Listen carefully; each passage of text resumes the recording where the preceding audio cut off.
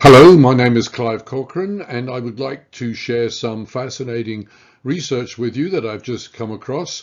And this relates to what might be called the changing business structure or capital structure even of companies in the US benchmark index, the S&P 500.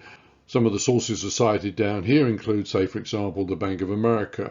What the diagram shows is the changing nature of businesses in the United States in this very large index.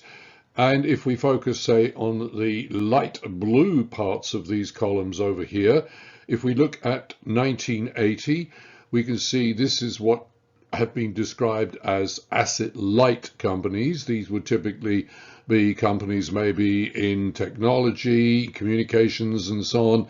And these would be companies that do not have a huge amount of fixed capital. These are companies that would be more focused on intellectual property, algorithms, this type of thing.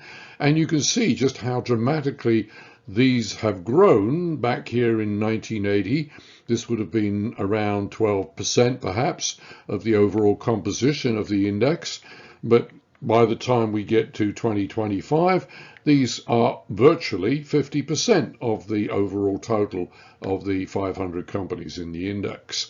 By contrast, if we look at what are described here as asset-intensive businesses, these would be companies which have very large amounts of fixed capital, infrastructure, etc. And back in 1980, this was a very sizable, perhaps as much as 60+% of the total companies in the index would be described as asset intensive.